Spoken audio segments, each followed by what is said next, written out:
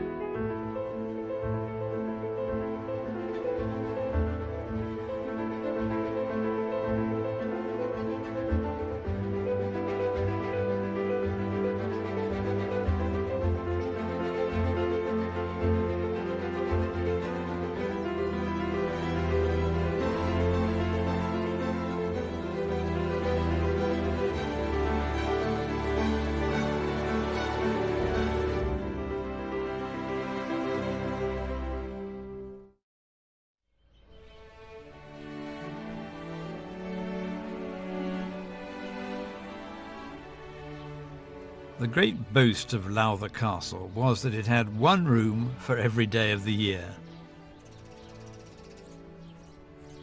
Home of the Lowthers, who can trace their line back to the Vikings, what you see was built by William Lowther, the first Earl of Lonsdale, between 1806 and 1812. William Wordsworth came here, as did Lady Langtry. Turner painted it. The Kaiser stayed, and successive earls and countesses of Lowther lived and entertained in the grand manner. This is what remains today, a picturesque ruin whose decay was hastened by its requisition by the army during the Second World War and the inability of the family to find a buyer for it afterwards. The furniture went in 1947, sold in situ, and in 1957 James Lowther removed the roof and many of the walls. It was the fate of scores of country houses across the land. And it's this remnant of the Romantic movement which James Lowther's son, Jim Lowther, he calls himself, has taken on. All of that whole great movement of romance and the picturesque is what informed the design of this house and what informed the early period of gardens in the early 19th century when it was first built. Then the Yellow Earl, who became Earl towards about 1880, he took it in a different direction, ultimately using Thomas Mawson, the arts and crafts designer, with a series of gardens executed in the early 20th century, which were much more fussy. But, you know, always nature is kind of wanting to reclaim the place back. If the house had been abandoned in 1957, the gardens had been let go as early as 1935, too expensive to keep up. For years, they were used as a chicken farm. Lowther was an extraordinary project to be asked to work on because we were asked in before anything had really happened on the ground. So this site was very different from what it is today. It felt deeply melancholy and neglected and heavy, and the ruined castle, or the ruinized castle, and effectively the damage that his dad had done with unpicking the previous generation's opulence in a way was very, very tangible and visible. So the Sitka spruce planted over the whole 140-acre garden, the battery chicken farms on the lawn, the castle roof taken off, the perilousness of the castle itself, but it still felt extraordinary and rather wonderful. When you hear the castle and its grounds described like that, it makes what Jim Lowther has done over the past 10 years all the more remarkable. Dan and I probably spend as much time outside the site looking at it from outside, looking inwards, as we did actually within it. And I do remember he said two things. One is the strong geology of the site, because we sit on a bed of limestone here, and the bones of the landscape are really sort of evident because it pokes through. You've got limestone pavements and escarpments and so on. And he felt that it had very strong bones. And then the second thing he said is he thought the ruin behind us of the castle had a very good, strong relationship to the sky, and it spoke very well to the sky. It probably works better as a ruin than it ever did as a house. So we hit it off straight away.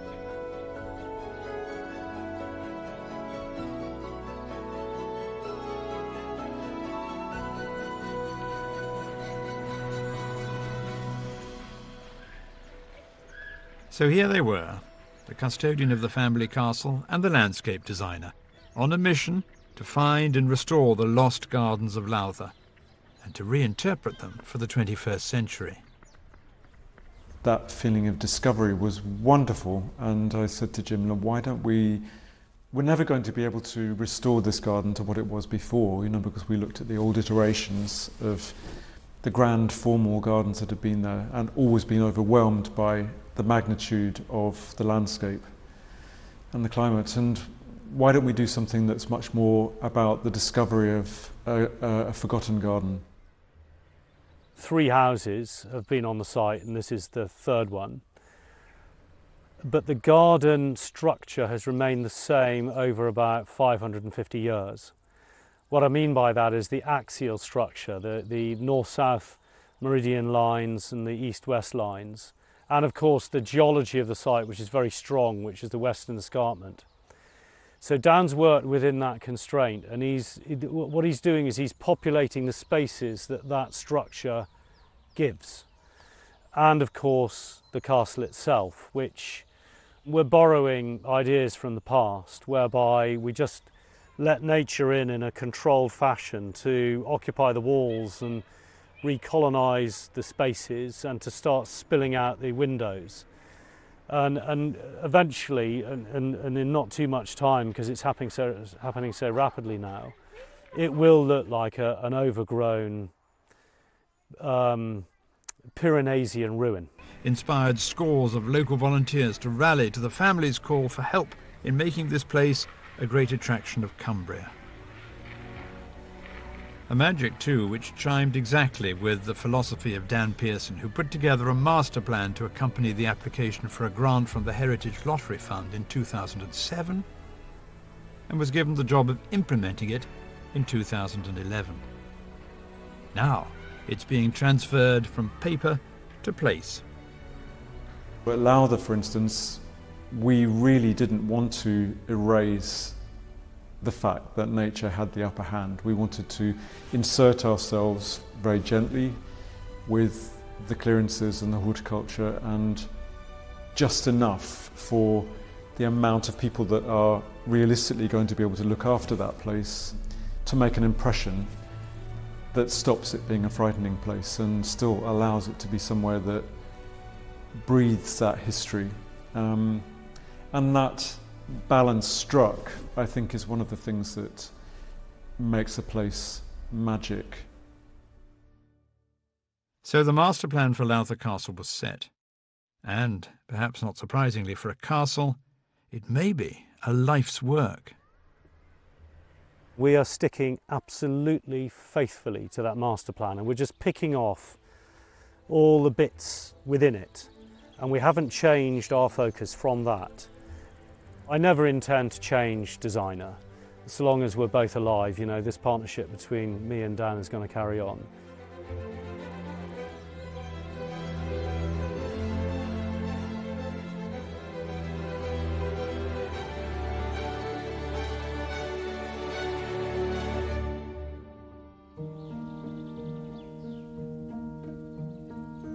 There is a cast of characters in Dan Pearson's life which helps us to understand his work. First, his mother and her vegetable patch.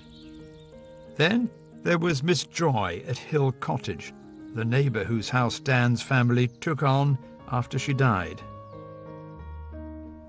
That garden, which was just an acre that I was growing up in, but completely overgrown in the 70s, was hugely instructive to me, and the sort of deep romance of that place and that sense of history of needing to only tread as heavily as we needed to, because there was only us, our family, and that strong nature which was always pushing back. To learn that balance early on was very key. There was Geraldine Noyes, a retired teacher in whose garden Dan learned which plants like to live together. And Mrs. Pumphrey, Dan Pearson's first Saturday job as a gardener. Mrs. Pumphrey was a very, very good plantswoman and a good colourist. She was the equivalent of Beth Chatto in a way, you know, my local person. And so learning about good horticulture, I knew that that was really important, because those are your tools. That's what you work with. And if you're going to be able to express yourself in a fluid and confident way, you need to understand your tools or know how to play the instrument. So for me, I always knew that good horticulture was something that was going to be incredibly useful to me. I always knew that I wanted to not just grow plants, I wanted to put them together, because when you combine them, you then start to get moods or atmospheres or events in a year. But you need to understand how to do that to be able to combine them well. So the horticulture for me was really important. There was a point in my teens where I was just not enjoying school, because I wanted to be doing horticulture more, so I'd miss the school bus, you know, so I could spend a day in the garden. And that kind of developed. And there was a point where I was going to go to art college and just thought, I was talking about it with my mother, who taught in art colleges. And she said, well, why don't you follow your heart and do horticulture? And it was like a kind of being let off the hook, you know. I just thought, well, I said, maybe I shouldn't be putting all my eggs into one basket. She said, well, you can always come back to the art, you know, which of course is what I've done with the artistry of being a landscape designer. Later, there would be the influences of Beth Chatto, whose work Dan first saw at Chelsea in 1976, a 2-year apprenticeship at Wisley, a year at Edinburgh Botanic Garden, a spell at Kew, and travel, lots of it. His mind is a cornucopia of images collected on his expeditions. The wild places are always the places that inspire me most. When I was at the Edinburgh Botanics, I started going out to look at plants in their natural environments, and fell in with a group of friends, and we got a scholarship to go to the Picos de Europa, where I first saw plants that I'd been growing in the garden setting, growing in the wild on the mountainsides, first to the Pyrenees as we went through, and then up into the Picos. And I started travelling again and again to wild places, or places that had not been touched by man or gently by man, to understand the next layer of plantsmanship. You know, I'd learned about horticulture, growing them in a garden, but to understand how things grow in a wild setting is incredibly key. Once you see where things grow, what they're growing with and why, you never ever forget it. The world is a fascinating place, isn't it? And I think that you need to remain open and inquisitive and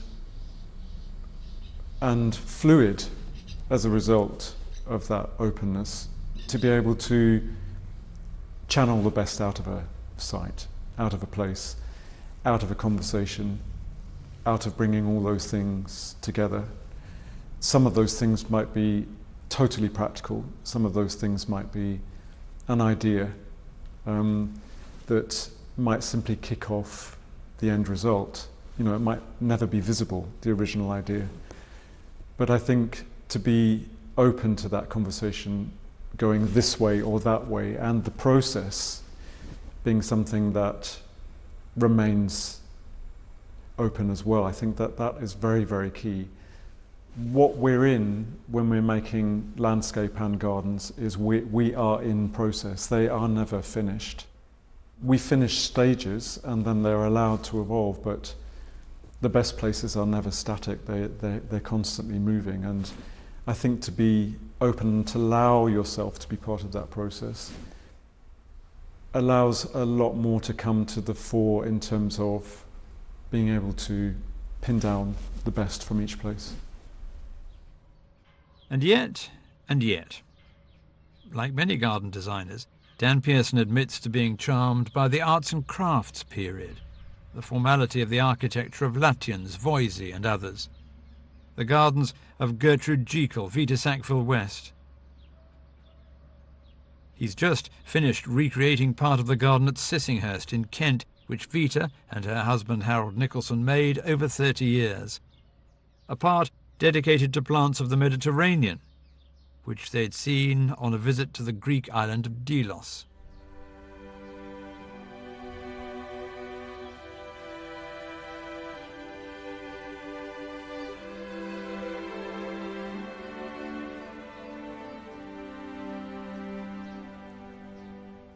He recognises that all gardens require some formal areas. But in his projects, this one is in Devon, you can see the balance between formal and informal, a balance which is different from that struck by many other landscape designers.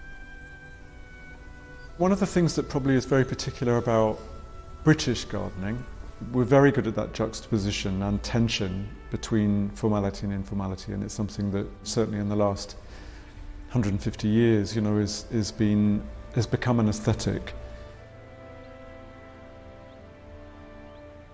When you put the two together, you get that wonderful tension.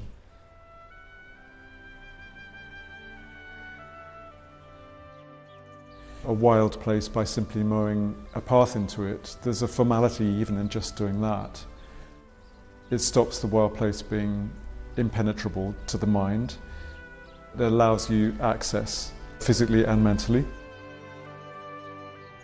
It's a tool, it's a really interesting tool, that formality-informality juxtaposition, and it's something that I'm interested in playing with, because if you weight it, the informality of my gardens is the greater part always.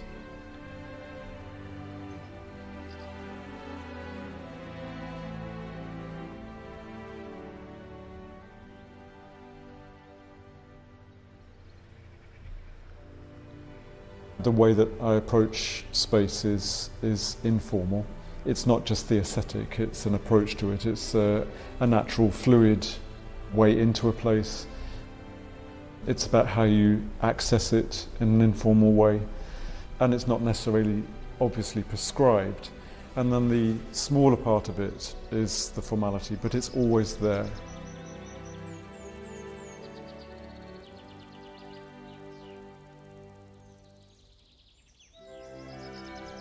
There are always strong bones.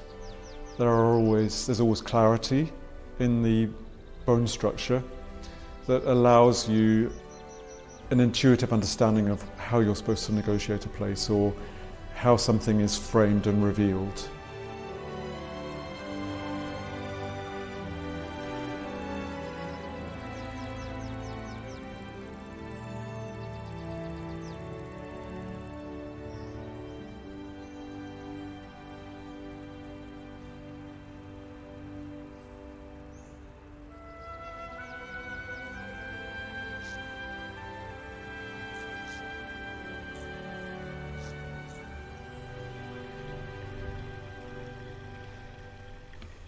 The garden in Devon is large, and that's given Dan Pearson room to strike the balance that is his trademark. But at King's Cross Station in London, there wasn't that luxury. Yet, in a confined space, he was determined to bring people as close to nature as possible. And what he achieved was to prove its worth as parks, not only in London but up and down the country, assumed a new importance in people's lives.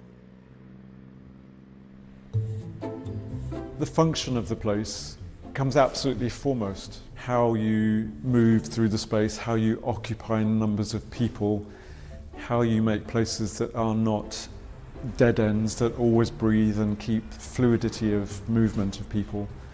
All those things, the bone structure there is absolutely imperative that that all works, and that we meet the demands of a place that in the summer, because it's now a very successful green space, is inundated with people who, particularly since the pandemic, are drawn to green space, even if they don't necessarily go to it for the gardens. They just know that those places make you feel better. So we have to accommodate them.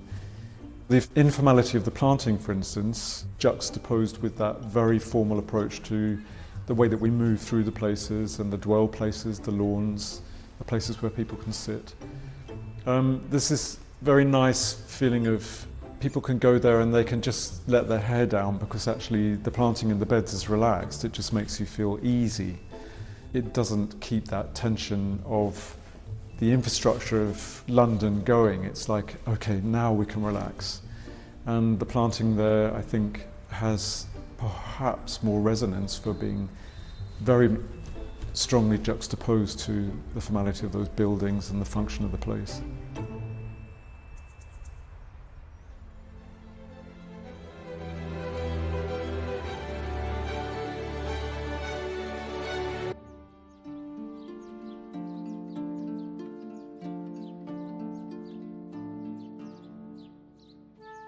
It may be difficult to find a British garden designer who hasn't been influenced by the gardens of Italy. Few, though, have been given the opportunity to create one in Italy itself, on a grand scale. This is Torrecchia Vecchia near Rome, once part of the estate of a great Roman family, then various popes, including the Borgias, and from 1991, Prince Carlo Caracciolo di Castagneto, who bought it sight unseen, and commissioned Dan Pearson to create an English garden for him and his wife, Violante Visconti. She was very, very clear with me that she wanted a garden that was felt like it had been overwhelmed by nature. You couldn't tell whether it was almost been gardened. And she took me to Ninfa to say, look, this is the kind of mood that I'm looking for. It was just 5 kilometers away, and it was also, of course, a ruined town that had been overlaid by a garden which then occupied the ruins in the way that the people once did. But with a garden, of course, it had grown into the ruins and overlaid them with this incredible patina.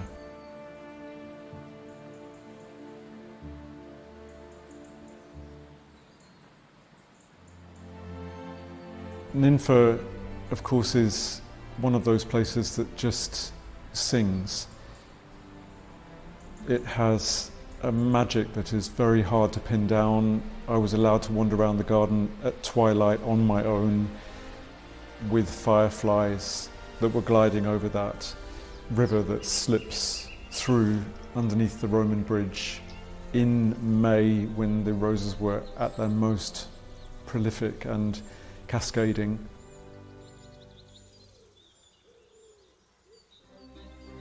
It was just somewhere that made tingles run up the back of your neck. It was completely, the sum of its parts are sort of greater than when you try to analyse what it actually is.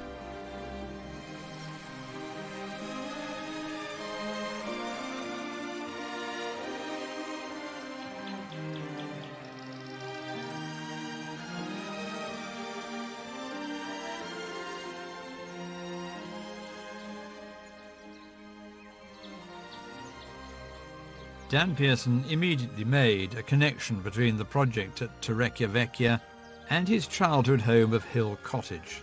After all, wasn't this just another overgrown house and garden at which nature had got the upper hand and had to be tamed? In one sense, yes. But in another, no. Scale. There was a point in my probably early 30s where I stopped being afraid of scale, and I just felt really comfortable working at whatever scale I needed to work at.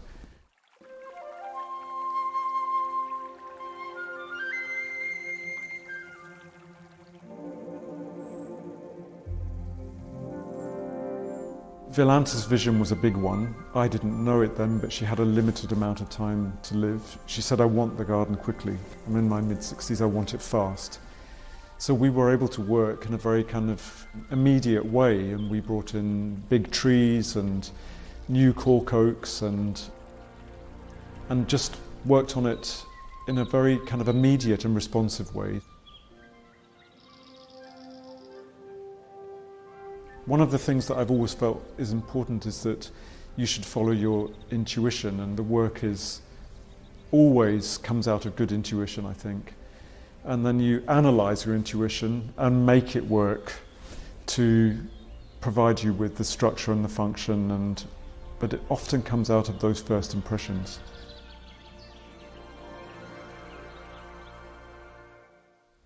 We're in this very amazing position to be able to make a difference in terms of landscapes actually working better.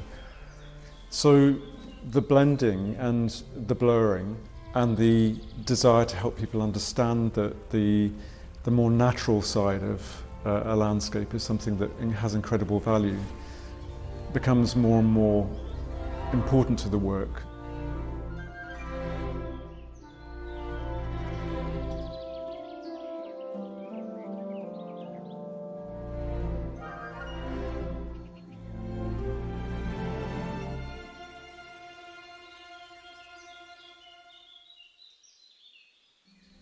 The biodiversity that can exist within and alongside a garden, and the blurring of the ecology that can come and go and breathe in and out between a cultivated space and a less cultivated space. You know, all those things become very fluid and important.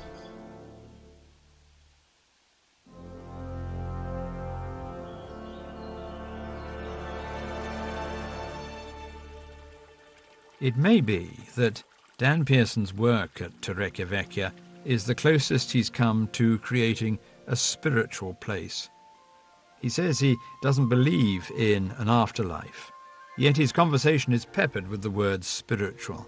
One of his books is called Spirit. He certainly believes in the spirit of place, that unique weave of culture, of stories, history, memories. When you can take people somewhere in a garden through immersing them in an environment wholeheartedly and properly and quietly, because my work is quiet, you can unleash a whole different thought process. You can make people feel grounded because they're connected in a sensory way, which is often subliminal. And when people touch down, they can make a leap that allows them to think more wholeheartedly about where they are, what matters.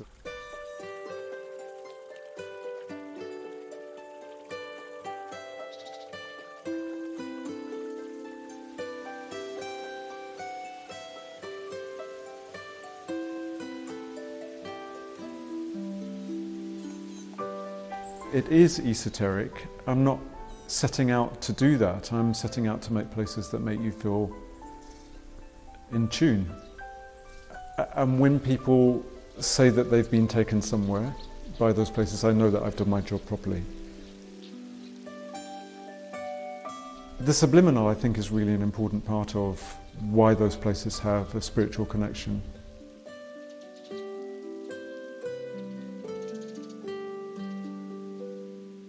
It's this approach to landscape, in the case of Torrecchia Vecchia, a landscape unchanged for hundreds of years, that makes Dan Pearson an artist, though he's worried that the British don't see his profession in that light. But he accepts that much of what he does is naturalistic and painterly, his words, and that it really is art. If we were in America, I would call myself an artist and not worry about it, but I think in this country we feel we've got to earn that title. And we go through exactly the same process of analysing our thoughts, analysing a place, the crossover between places and ideas and form and function and all those things that have to come together to make somewhere sing it's an artistic process. So yes, it is absolutely an art form.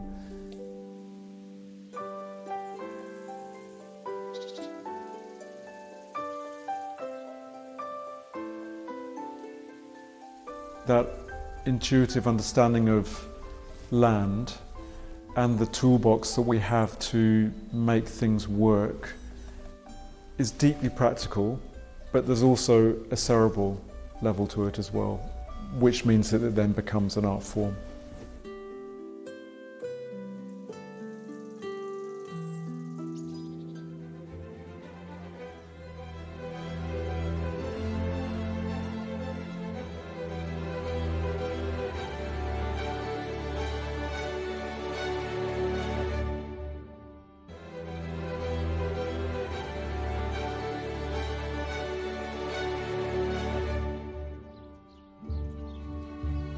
On the border of England and Scotland, Lowther Castle has a new life.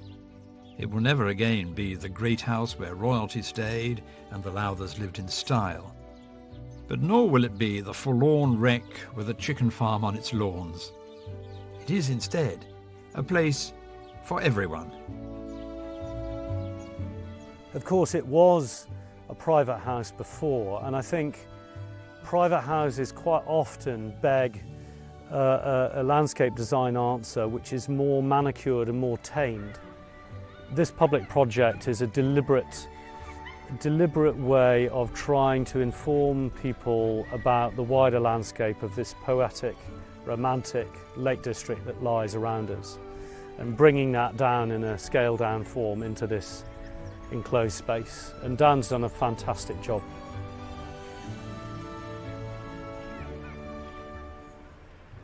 Now, thousands visit every year.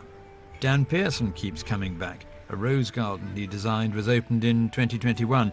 And every time he does, he's reminded of the hours he and Jim Lowther spent poring over the archives in search of inspiration.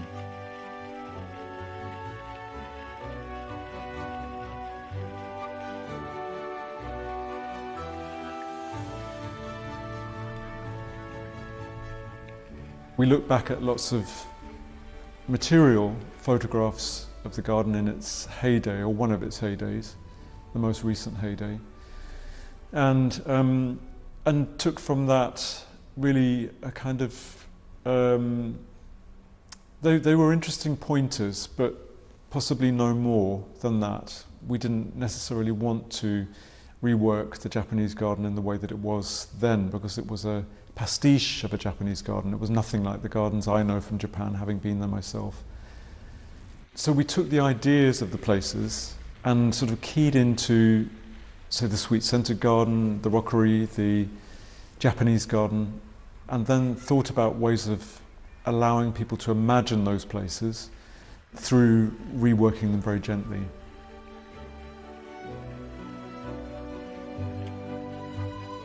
In its heyday, Lowther Castle could afford a large staff, including gardeners.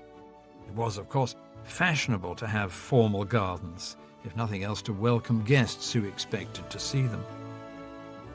So, how did Dan Pearson reconcile that manicuring with his preference for naturalistic gardens?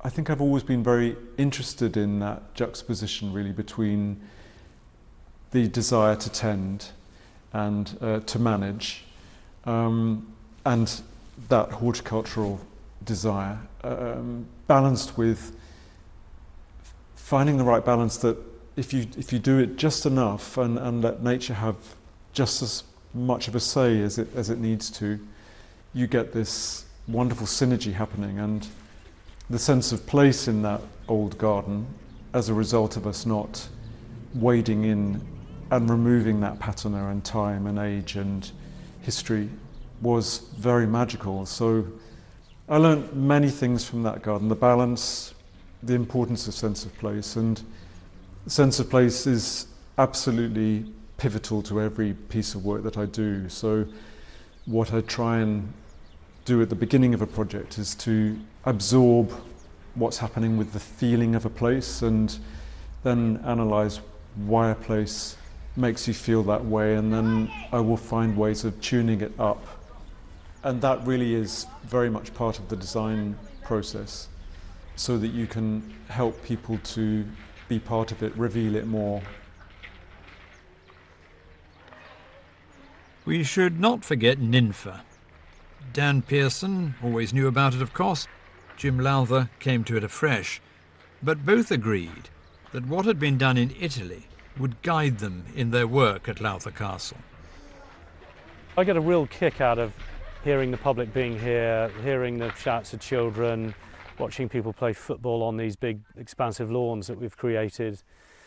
In fact, when I said to Dan I wanted him to turn our courtyard into a piazza, and he did, and we had an awful lot of fun doing it. One day I had my window open in my office, which looks down into this space, and I heard some Italian voices, and lo and behold, I looked down, and sitting around the table with some Italians drinking beers, and I thought, we really have arrived, you know. Dan Pearson's work at Lowther has been inspirational, not just to those who visit, but also to Jim Lowther himself. Suddenly, he saw that his family's castle could be part of a bigger idea.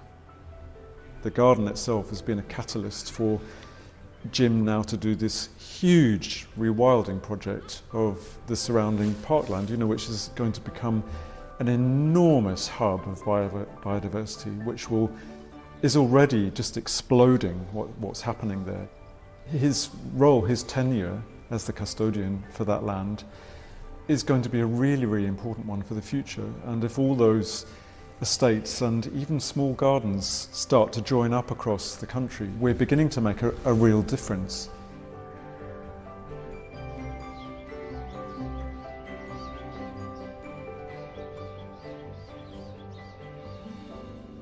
For Dan Pearson, the most pleasing aspect of the scheme in Cumbria is the number of people who see it of every age. It vindicates his belief that we all need open space, greenery, plants, a connection with the natural world. It works at Lowther Castle, and he's found that it works in all the gardens which have filled his stellar career as one of Britain's leading designers.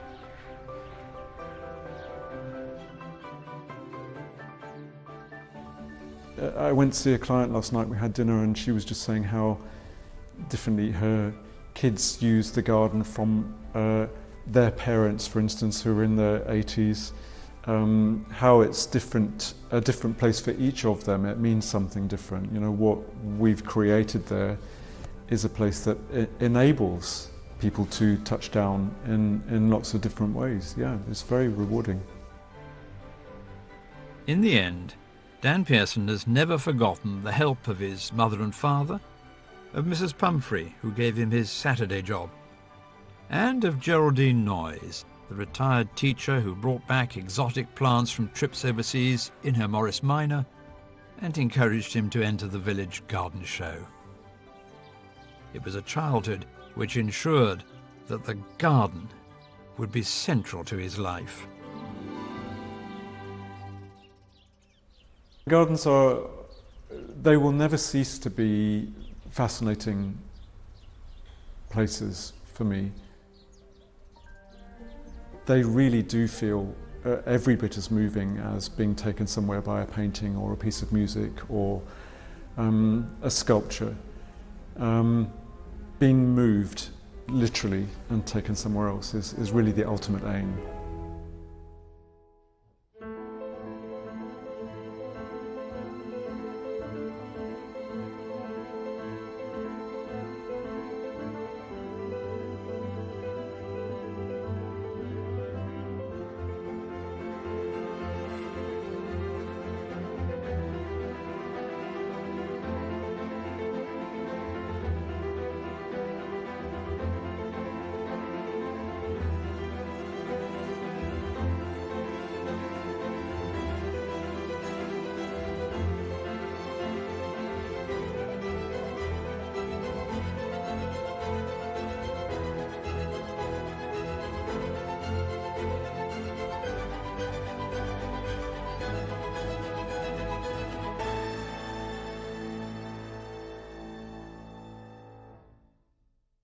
Next time, there is a life's work in the portfolio of garden designer Arabella Lennox-Boyd. 6 gold medals at Chelsea, 50 years of creating gardens for everyone from the Duke of Westminster to Sting and Trudy Styler. 50 years in which every new garden has been, and continues to be, a discovery. It's a whole new world of adventure and of fun, because I think that gardening should be fun. Even designing a tiny garden, I want to have fun. Trained in London, Arabella Lennox-Boyd came to see the importance of observation. Her life has taken her to gardens in Europe, Japan, China, and the Islamic world. Those influenced her work, public and private. But a little part of her will forever be where she was born and grew up, Italy. What I liked was the wilderness around us and the natural landscape. That was my connection. It was really with the wildflowers and nature. One has to be in contact with nature. I think nature teaches you so much. Phần hầm hiu ôi buồn thiêu sao điều hiu, ruộng sâu chân dưỡng nôi sầu bao trái dầu lệ ứa hai hàng, lệ ứa hai hàng loan phượng đôi đàn lìa tan.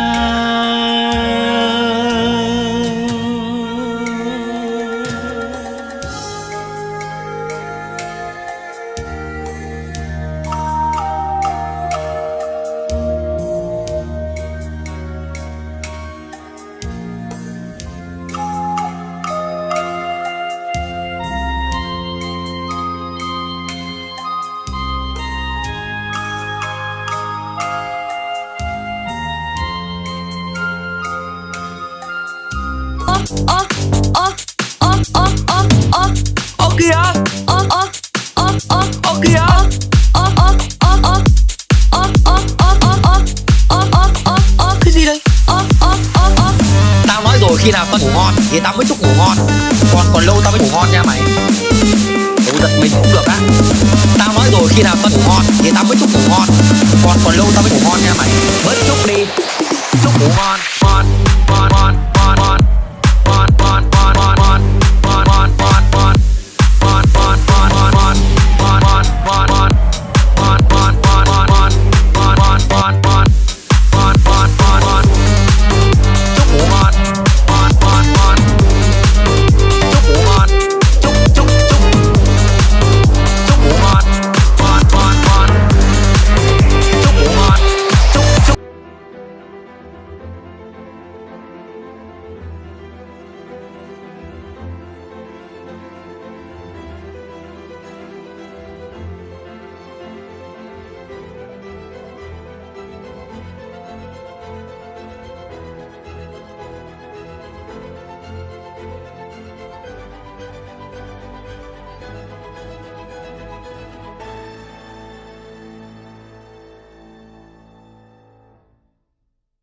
Next time, there is a life's work in the portfolio of garden designer Arabella Lennox-Boyd. 6 gold medals at Chelsea, 50 years of creating gardens for everyone from the Duke of Westminster to Sting and Trudy Styler. 50 years in which every new garden has been, and continues to be, a discovery. It's a whole new world of adventure and of fun, because I think that gardening should be fun. Even designing a tiny garden, I want to have fun. Trained in London, Arabella Lennox-Boyd came to see the importance of observation. Her life has taken her to gardens in Europe, Japan, China, and the Islamic world. Those influenced her work, public and private. But a little part of her will forever be where she was born and grew up, Italy. What I liked was the wilderness around us and the natural landscape. That was my connection. It was really with the wildflowers and nature. One has to be in contact with nature. I think nature teaches you so much.